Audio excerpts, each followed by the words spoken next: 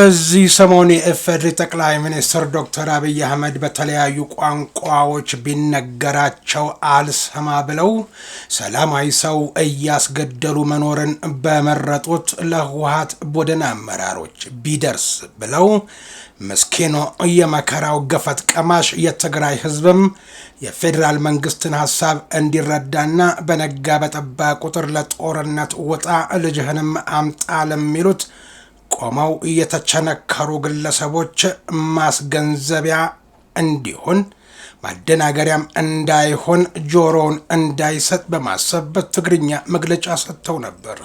ነገር ግን ከመግለጫው በኋላ የሆነው አሁን ካለው ነባራዊ ሁኔታ ጋር ምንም አይነት ግንኙነት የሌለውና ህዝቡን ለማሳሳት ሆን ተብሎ የተሰራጨ መሆኑን ሞርስ አረጋግጧል።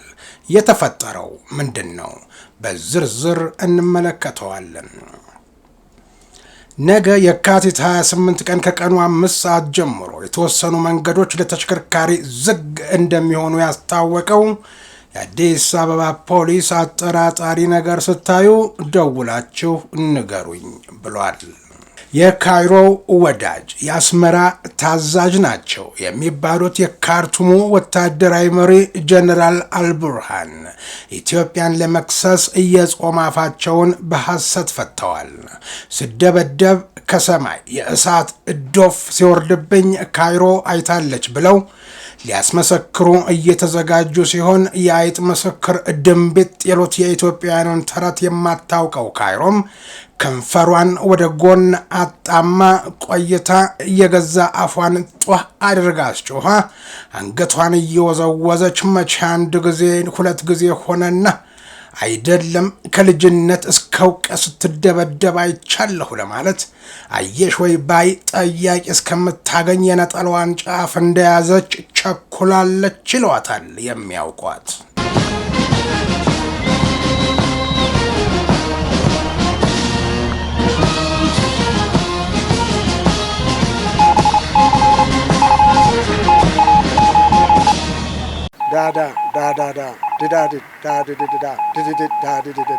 ሞርስ ማለት ይችላል። ይህ ሞርስ ነው የሚያዘጋጀው ወንድም ኢዮብ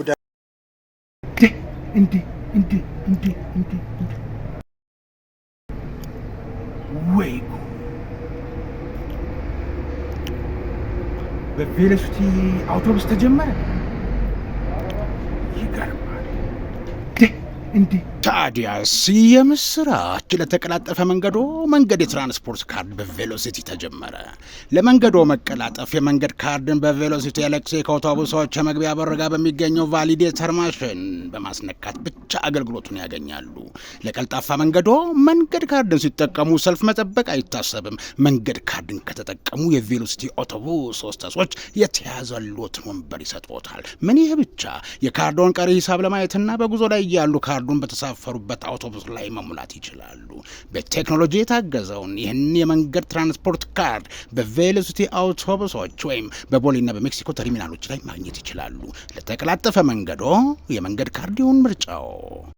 ጤና ይስጥልኝ። ይህ በሞርስ ኮሚኒኬሽን ተዘጋጅቶ የሚቀርብላችሁ መርሃ ግብር ሲሆን በምድር ኃይል ፎሬን ሲነፋ፣ በባህር ኃይል ማስተሪንግ፣ በአየር ኃይል ፓሬድ ሲደረግ ወደ እናንተ እንዲደርስ በሞርስ የበላይ ጠባቂ የተሰናዳው የአርብ የካቲት 27 ቀን 2018 ዓመተ ምህረት የሞርስ ዜና እነሆ ጀመረ።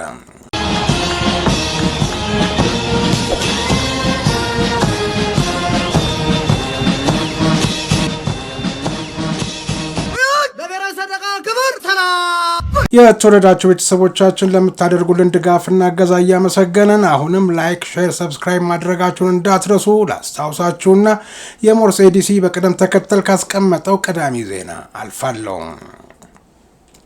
ስድስተኛው ታላቁ የጎዳና ላይ ኢፍጣር ነገ የካቲት 28 2018 በአብዮት አደባባይ ይካሄዳል። ዝግጅቱ በጠቅላይ ምክር ቤቱና በኢትዮጵያ ሙስሊም ወጣቶች ካውንስል ትብብር የሚካሄድ መሆኑ ተመላክቷል። ፕሬዝዳንት ጽህፈት ቤት ዋና ኃላፊ ኡስታዝ አቡበከር አህመድ እንደገለጹት የጎዳና ላይ ኢፍጣሩ ነጃሺ ለሀገር በሚል መሪ ሐሳብ እንደሚከናወንና የኢፍጣር መርሃ ግብሩ ሀገራዊ አብሮነታችንና አንድነታችንን ለማጠናከር እንዲሁም በአዲስ አበባ የሚገነባው የማንነታችን መገለጫ የሆነው የንጉስ ነጃሺ ኢስላማዊ ሜጋ ፕሮጀክት በጋራ የምንገነባበትና የምንነቃቃበት ነው ብለዋል። የኢትዮጵያ እስልምና ጉዳዮች ጠቅላይ ምክር ቤት የዑለማ ጉባኤ ጽህፈት ቤት ኃላፊ ሼህ አሊ መሐመድ ኤባ ሰውን ማስፈጠር ያለውን ምንዳ በመጥቀስ በጎዳና ላይ ኢፍጧር ጾመኞችን ለማስፈጠር ሁሉም የአቅሙን እንዲያደርጉ ጠይቀዋል። የኢትዮጵያ ሙስሊም ወጣቶች ካውንስል ፕሬዝዳንት ኡስታዝ ሀይደር ሀድር በበኩላቸው ሙስሊሞች እንደ ህዝቡ አብሮነትና መተጋገዝን የህይወት አካሉ እንዲያደርገው ለማስቻልና የሀገራችን መልካም ገጽታ ለዓለም ለማሳየት የጎዳና ላይ ኢፍጣሩ እድል እንደሚፈጥር ጠቅሰዋል። የጎዳና ላይ ኢፍጣሩ በክልሎችና በከተማ አስተዳደሮችን በተመሳሳይ ሰዓት እንደሚካሄድ ተመላክቷል።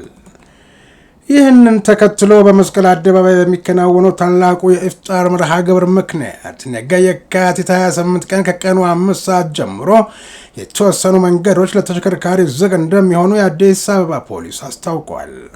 ዝግ የሚሆኑ መንገዶች ከመገናኛ ቅዱስ ዑራኤል ቤተክርስቲያን፣ ከወሎ ሰፈር ኦሎምፒያ፣ ከጎተራ አጎና ሲኒማ እና ጥላሁን አደባባይ ለቀላል፣ ከሜክሲኮ ክቡ ባንክ አካባቢ፣ ከፒያሳ ሀራምቤ መብራት፣ ከ4 ኪሎ ብሔራዊ ቤተመንግስት መስቀለኛው፣ ከካዛንቺስ ኢንተርኮንቲኔንታል ሆቴል አካባቢ በእነዚህ መንገዶች ላይ ተሽከርካሪ አቆሞ መሄድ የተከለከለ ሲሆን ህብረተሰቡ አጠራጣሪ ነገሮች ሲያጋጥሙት በነፃ የስልክ መስመሮች 991 ወይም 816 ጥቆማ ይስጠኝ ብሏል የአዲስ አበባ ፖሊስ።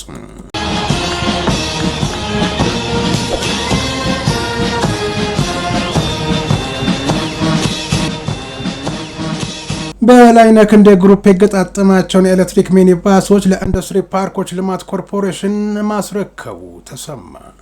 በርክክቡ ወቅት የኢንዱስትሪ ፓርኮች ልማት ኮርፖሬሽን ዋና ስራ አስፈጻሚ ዶክተር ፍስሐ ይታገሱ እንደገለጹት በኤሌክትሪክ የሚሰሩ መኪኖችን መግዛቱ ኮርፖሬሽኑ አካባቢን ከብክለት ለመከላከል ለሚያደርገው ጥረት ጥሩ ማሳያ እንደሚሆን ጠቁመዋል።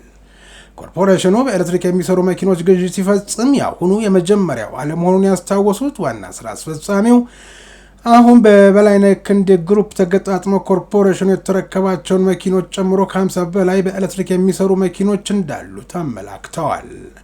በላይነህ ክንዴ ግሩፕ መኪኖቹን በአጭር ጊዜ ገጣጥሞ በማስረከቡ በኮርፖሬሽኑ ስም ምስጋናቸውን ያቀረቡት ዶክተር ፍስሐ ባለ ሀብቱ ኮርፖሬሽኑ በሚያስተዳድራቸው ልዩ ኢኮኖሚ ዞኖችና ኢንዱስትሪ ፓርኮች ውስጥ ሀብትና እውቀታቸውን ስራ ላይ እንዲያውሉ ጥሪ አቅርበዋል።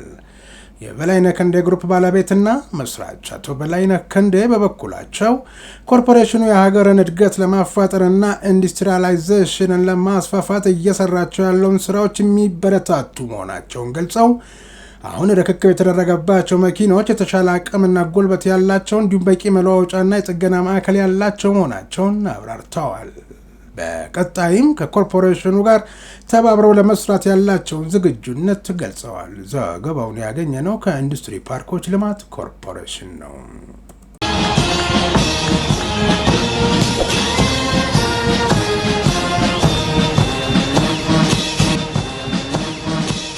አሚን አጠቃላይ ሆስፒታል በጉራጌ ዞን ቻሃ ወረዳ ለሚገኘው አጣጥ ጤና ጣቢያ ዋጋቸው 650 ሺህ ብር የሚሆኑ የአልትራሳውንድ የደም ስኳር መለኪያዎች እንዲሁም ዲጂታል ሙቀት መለኪያዎችን ማበርከቱ ተሰማ።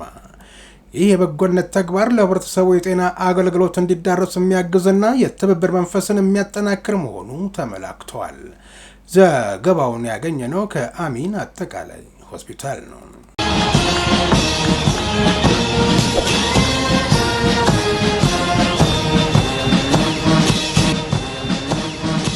የመከላከያ ሚዲያና ኮሚኒኬሽን ማዕከል በማዕከሉ በታቀዱና ባልታቀዱ ስራዎች ላይ ውጤታማ ስራዎችን እያከናወነ እንደሚገኝ ተመላከተ።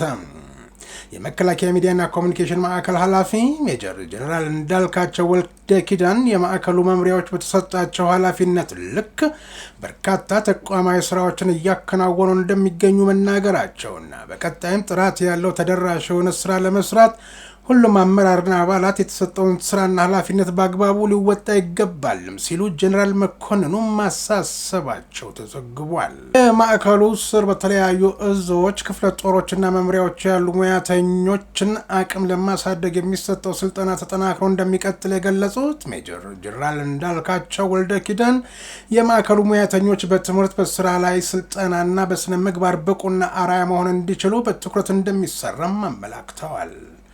በየጊዜው የተለያዩ የፈጠራ ስራዎችን በመጨመር ስራችንን ማዘመን ይገባል ያሉት ጀነራል መኮንኑ በተለይ የአርትዖት ስራ ላይ ባለድርሻ አካላት በተደራጀ መልኩ ሊሰሩ እንደሚገባ ጠቁመዋል። በዕለቱ ማዕከሉ በጥር 2018 ዓ.ም የመቆያ ጊዜያቸውን ለሸፈኑ መኮንኖች ማዕረግ ያለበሰ ሲሆን ተሿሚዎች ተቋሙ የሰጣቸውን ኃላፊነት በአግባቡ መወጣት፣ ለአዳዲስ ስራዎች መዘጋጀትና ተናቦ የተቋሙን ፍላጎት መሰረት ያደረገ ስራ ማከናወን እንደሚጠበቅባቸው አሳስበዋል። ዘገባው የጀማነሽ ታደሰ ነው።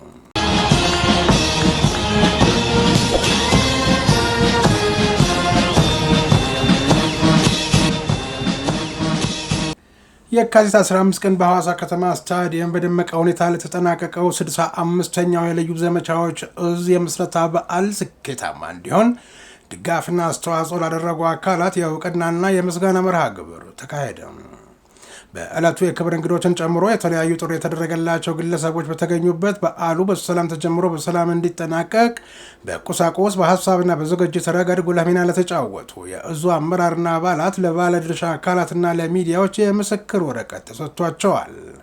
በዓሉ የልዩ ዘመቻዎችን ታሪካዊ ጉዞና ዝግጁነት ለሕዝብ ያሳየ እንደነበር የገለጹት የልዩ ዘመቻዎች እዝ አዛዥ ሌተናል ጀነራል ሹማ አብደታ ለዝግጅቱ መሳካት የእዙ አባላት፣ የተጓዳኝ ክፍሎችና የባለድርሻ አካላት ቅንጅት ከፍተኛ ውጤት እንዳስገኘ ገልጸዋል። በዕለቱም የመቆያ ጊዜያቸው ለሸፈኑ አመራርና አባላት የማዕረግ ማልበስ ስነስርዓት የተከናወነ ሲሆን የማዕረግ እድገት ጊዜና ወቅት ተጠብቆ የሚገኝ ሳይሆን ለተሰለፍንበት ዓላማ ሰርተንና ደክመን የምናገኘው መሆኑን መገንዘብ ይገባል ብለዋል። ሌተናል ጀነራል ሹማ አብደታ የዛሬ ተሿሚዎች በቀጣይ የሚሰጣቸውን ሀገራዊ ኃላፊነት በብቃት መወጣት የሚችል ኃላፊነት እንደተጣለባቸው መረዳት ይኖርባቸዋል ሲሉ አስገንዝበዋል። ዘገባው የልደታ አስረስ ነው።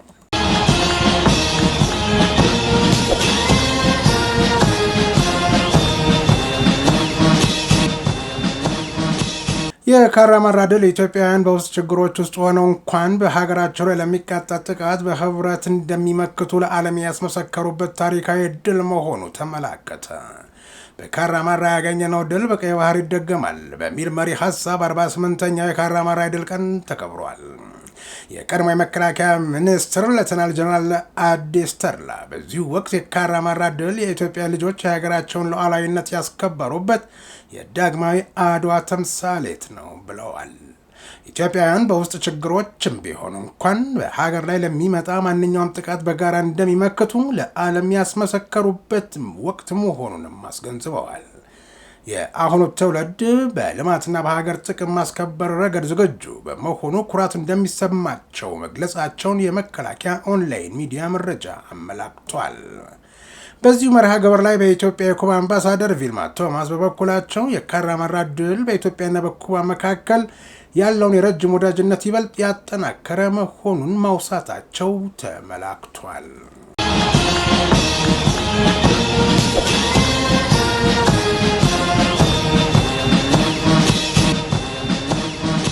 በደቡብ ሱዳን በተባበሩት መንግስታት የሰላም አስከባሪ ተልዕኮ ውስጥ ማገልገል ላይ የሚገኙት ኢትዮጵያዊቷ ሜጀር ትዕግስት ፈረደ በግጭት በታመሰችው በዚያች ሀገር ለሰላም ማስከበርና ለሲቪሎች ጥበቃ ላበረከቱት አስተዋጽኦ የተባበሩት መንግስታት ድርጅትን ሜዳሊያ ተሸለሙ። ኢትዮጵያ መከላከያ ሰራዊት መኮንን የሆኑት የ46 ዓመቷ ሜጀር ትዕግስት በደቡብ ሱዳን የተባበሩት መንግስታት የሰላም አስከባሪ ተልዕኮ ስር በምዕራብ ኢኳቶሪያ ግዛት ያምቢዮ በተባለ ቦታ በኢትዮጵያ ሻለቃ ውስጥ በመካኒክነት ተሰማርተው ይገኛሉ። እንደተባበሩት መንግስታት የሰላም አስከባሪ ተልዕኮ ገለጻ ሜጀር ትዕግስት በግንባር ቀደምትነት በሚካሄዱ የጥበቃ ስራዎች ላይ ባይሰማሩም የእሳቸው ሚና የሰላም አስከባሪ ተሽከርካሪዎች ሁልጊዜም ለስራ ዝግጁ እንዲሆኑና የሰላም ማስከበር ተልዕኮች በሰላም እንዲከናወኑ ለማድረግ ወሳኝነት የነበራቸው ናቸው። እኔ የምጠግነው እያንዳንዱ ተሽከርካሪ ተስፋን ተሸክሞ ይጓዛል። ተሽከርካሪዎቹ በሰላም ሲንቀሳቀሱ እኔም ለሰላም የድርሻዬን እንደተወጣሁ ይሰማኛል ሲሉ ሜጀር ትዕግስት ተናግረዋል። እንደ ዩኤን አሚስ ገለጻ ሜጀር ትዕግስት ከ20 ዓመታት በላይ በውትድርና ያገለገሉ ሲሆን በአሁኑ ወቅት በሁለተኛው የዓለም አቀፍ የሰላም ማስከበር ተልዕኳቸው ላይ ይገኛሉ። ቀደም ሲል በሱዳን የነበራቸውን ተልዕኮ ሲያስታውሱም የአየር ንብረቱ አስቸጋሪ በመሆኑና ከአካባቢው ማህበረሰብ ጋር መግባባቱ ቀላል ባለመሆኑ ፈታኝ ነበር ሲሉ አስታውሰዋል። አሁን በደቡብ ሱዳን ያላቸው ቆይታ መሻሻሉን ሲገልጹ ግን የአየር ንብረቱ የተሻለ ነው፣ ህዝቡም እንግዳ ተቀባይ ነው ሲሉ ገልጸዋል።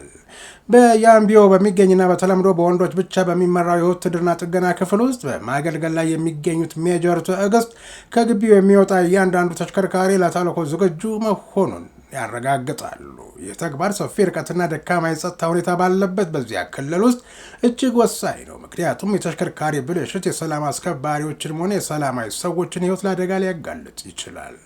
በዚህም ለሰላማዊ ሰዎች ጥበቃና ለሰላም ግንባታ ያሳዩት አገልግሎትና ቁርጠኝነት ታይቶ ከሌሎች ኢትዮጵያውያን የሰላም አስከባሪዎች ጋር በመሆን የተከበረውን የተባበሩት መንግስታት ድርጅት ዩኤን ሜዳሊያ ተሸልመዋል። ይህን ሜዳሊያ ማድረግም በሰላም ማስከበር ተልዕኮ ውስጥ ትንሽ የሚባል ሚና እንደሌለ ያስታውሰኛል ብለዋል። የምዕራብ ኢኳቶሪያ ግዛት የአካባቢ ባለስልጣናት የኢትዮጵያ የሰላም አስከባሪዎች ለቀጣናው መረጋጋት ያበረከቱትን አስተዋጽኦም አድንቀዋል። የግዛቱ ተጠባባቂ አስተዳዳሪ ማሮና ጆሴፍ በተለይም በታምቡራ የሰላም መረጋጋት እንዲሰፍን ከፍተኛ አስተዋጽኦ እያበረከታችሁ ትገኛላችሁ። የምዕራብ ኢኳቶሪያ ግዛት መንግስት የእናንተን ድጋፍ በጠየቀ ጊዜ ሁሉ በፍጥነት ምላሽ ትሰጣላችሁ ብለዋል። የተባበሩት መንግስታት የሰላም አስከባሪ ኃይል አዛዥ የሆኑት ሌተናል ጀነራል ሞሃን ሱብራማኒያን በበኩላቸው የተባበሩት መንግስታት ሰንደቅ ስር በማገልገል ላይ ያሉ ኢትዮጵያውያን የሰላም አስከባሪዎች የከፈሉትን መስዋዕትነት አጉልተው ገልጸዋል። የተባበሩት መንግስታት ሰንደቅ ዓላማ ስር ሲያገለግሉ 142 ኢትዮጵያውያን ወንድና ሴት ወታደሮች ህይወታቸውን ሰጥተዋል። የእነርሱን መስዋዕትነት ሁሉ ጊዜም ልናስታውሰው ይገባል ያሉት አዛዡ በዓለም ዙሪያ ለሰላም ለሚሰሩ ወታደራዊና ሲቪል የሰላም አስከባሪዎች ሁሉ ክብር እንዲሰጥ ጥሪ አቅርበዋል።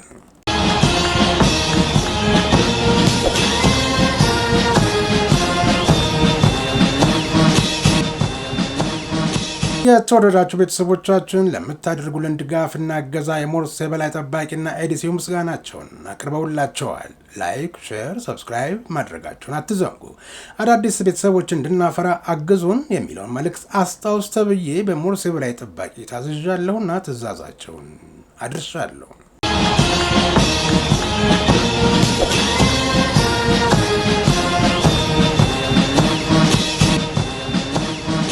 ጠቅላይ ሚኒስትር ዶክተር አብይ አህመድ የህወሓትንና የአመራሩን የፖለቲካ አካሄድ ጊዜ ያለፈበት ሲሉ የገለጹት ባለፈው ሳምንት ነበር። ህወሓቶች የዘመኑ ፖለቲካ አልገባቸውም፣ ከዛሬ 50 ዓመት በፊት በነበረው ኋላ ቀርና ቆሞ ቀር በሆነ አስተሳሰብ ውስጥ እንደታሰሩ ናቸው ሲሉ መክሰሳቸውም አይዘነጋም። ዓለምና ኢትዮጵያ ሲቀያየሩ እነሱ ግን አሁንም በድሮ የጫካና የሴራ ፖለቲካ ውስጥ እንደሚዳክሩ በመግለጽ በትግራይ ክልል ለደረሰው አብዛኛው ውድመትና የህዝብ መከራ ተጠያቂው ይህ ያረጀ አስተሳሰብ የተሸከመው አመራር እንደሆነ ተናግረው ነበር። ዶክተር አብይ በጀትና ልማትን በተመለከተ የፌዴራል መንግስቱ ድርሻውን እየተወጣ ቢሆንም ከትግራይ በኩል ያለው ጥረት ግን ደካማና ፍራሽ መሆኑን ጠቅሰው የፌዴራል መንግስት ለትግራይ ህዝብ የልማት በጀት እየለቀቀ ቢሆንም የክልሉ አስተዳደር ግን ገንዘቡን ለህዝብ ጥቅምና ለልማት ከማዋል ይልቅ ለግጭትና ላልሆነ ነገር እያባከነው መሆኑንም አውስተው እንደነበር አይዘነጋም። በአንድ ወገን ጥረት ዋጋ የለውም። የኛ የፌዴራል መንግስት ብቻ ሰላምና ልማት ብንል መፍትሄ አያመጣም። ህወሓቶች ለጦርነትና ለግጭት የምትሰሩ ከሆነ መቼም ለውጥ አናይም በማለት የጊዜ አስተዳደሩን ማፈጻጸም ደካማ ሲሉ ተችተውት ነበር። በተለይ ተፈናቃዮችን የያዘው ማን ነው ሲሉ የጠየቁበት የወልቃይት ጉዳይ ሲሆን የወልቃይት ጉዳይ በህግና በህገ መንግስቱ እንደሚፈታና ተፈናቃዮችን ወደ ቀያቸው መመለስ እንዳለባቸው የፌዴራል መንግስቱ አቋም ቢሆንም ይህ እንዳይሆን እያደረገ ያለው ግን ራሱ ህወሓት መሆኑን ጠቁመው ነበር። ይህንን ተከትሎ በተለያዩ ቋንቋዎች ቢነገራቸው አልሰማ ብለው ሰላማዊ ሰው እያስገደሉ መኖርን በመረጡት ለህወሓት ቡድን አመራሮች ቢደርሱና ምስኪኑ የመከራው ገፈት ቀማሽ ትግራይ ህዝብም የፌዴራል መንግስትን ሀሳብ እንዲረዳና በነጋ በጠባ ቁጥር ለጦርነት ውጣ ልጅህንም አምጣ ለሚሉት ቆመው የተቸነከሩ ግለሰቦች ማደናገሪያ ጆሮውን እንዳይሰጥ በማሰብ በትግርኛ መግለጫ የሰጡበት ምክንያቱ ይህ ነበር። የህወሓት ቡድን ዲጂታል ክንፍና ተከፋይ የፕሮፓጋንዳ ሰራተኞቻቸው ይህን አጋጣሚ በመጠቀም ጠቅላይ ሚኒስትሩ በትግርኛ መግለጫ በሰጡ ማግስት ከቡድኑ አመራሮች ጋር ተቀራርበው መነጋገር እንደጀመሩ የሚያሳይ ምስል በማሰራጨት ላይ መሆናቸው ታውቋል። ይህ ምስል በትግርኛ መግለጫ ከሰጡ በኋላ ያለውን ጊዜ የማያሳይ ድሮውን የነበረ ምስል በማውጣትና በማምጣት አሁን የተከናወነ አስመስሎ የተሰራጨ የሐሰት ዘገባ መሆኑ ለማረጋገጥ ተችሏል።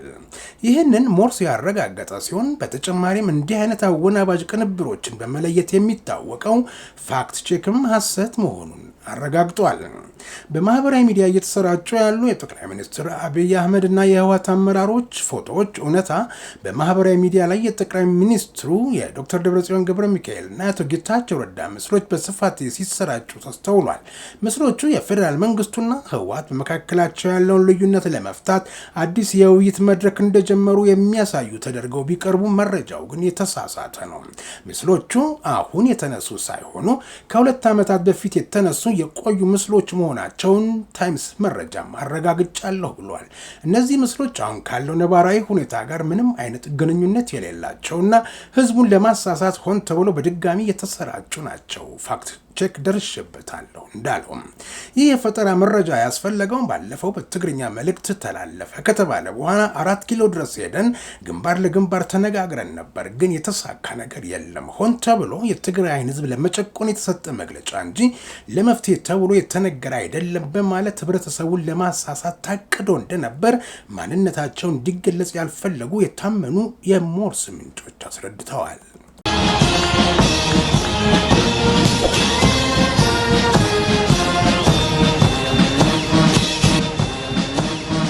የተወደዳችሁ ቤተሰቦቻችን ለምታደርጉልን ድጋፍና እገዛ የሞርስ የበላይ ጠባቂና ኤዲሲ ምስጋናቸውን አቅርበውላቸዋል። አሁንም አዳዲስ ቤተሰቦችን እንድናፈራ ላይክ፣ ሼር፣ ሰብስክራይብ ማድረጋችሁን አትዘንጉን። ወደ ውጭ ዜና አልፋለሁ። እስራኤልና አሜሪካ በኢራን ላይ የከፈቱትን የጽምዶ ዘመቻ ተከትሎ መሽቶ ሲነጋ ምን ሊከሰት እንደሚችል ግራ ከገባቸው ሀገራት አንዷ ካይሮ ነች። ታዲያንን በዚህ ስጋት የገዛ ጥላዋን ማመን እያቃታት አንድ ጊዜ ተራምዳ 2 ጊዜ ጀርባዋን የምታየው ካይሮ በግርግር ኢትዮጵያን የማተራመስና ወደኋላ መጎተት ተግባሯ እንዳይቀዛቀዝ ሁሉን አቀፍ ድጋፍ በምታደርግላቸው የሱዳኑ አልቡርሃን አማካኝነት የሴራ ተግባሯን አጠናክራ መቀጠሏ የዲፕሎማቲክ ምንጮች አስታውቀዋል። ካይሮ አልቡርሃንን ደግፋ በተቻለ መጠን ኢትዮጵያ እንዲተነኮሱላት ከምታቀርብላቸው ማባቢያ ባለፈ ለተለያዩ ጸረ ኢትዮጵያ አቋም ላላቸው ዓለም አቀፍ ብዙሃን መገናኛዎች ሄሜቲን ደግፋ ኢትዮጵያ በድሮን እየደበደበች ጥቃት አድርሳብኛለች ብለህ ክስ አቅርብ በሚል ውትወታ አጀንዳ መቅረጿንና ይህንንም የሰማ ምን ይለኛል ላም ባሉ አለበት ኮበት ለቀማ አይሆንም ወይ ብለው ያልጠረጠሩት አልቡርሃን ካይሮን አምነው እንኳን ጠርተሽኝ ሳስበው ጠራሽኝ ይመስለኛል በማለት ቀድሞ ኢትዮጵያን መወንጀል ስራዬ ብለው ይዘውታል ነው የሚሉት የዲፕሎማቲክ ምንጮች። ስደበደብ ከሰማይ የእሳት ዶፍ ሲወርድብኝ ካይሮ አይታለች ብለው ሊያስመሰክሩ እየተዘጋጁ ሲሆን የአይጥ ምስክር ድንቢጥ ይሉት የኢትዮጵያውያንን ተረት የማታውቀው ካይሮ አንድ ጊዜ መሰላችሁ 2 ጊዜ አይደለም ከልጅነት እስከ እውቀት ስትደበደብ አይቻለው ለማለት አየሽ ወይ ባይ ጠያቂ እስከምታገኝ ቸኩላለች ነው የተባለው። ለዚህ ሴራ ግብፅ አፈ ጉባኤ ሆነው የተሾሙት አልቡርሃን አስመራ ጥቆማ ሰጥታ ድምፅም ሰጥታ ታቸው ተሾሙላት ይሆናል መባሉ ከፌዝ እየተቆጠረ አይደለም።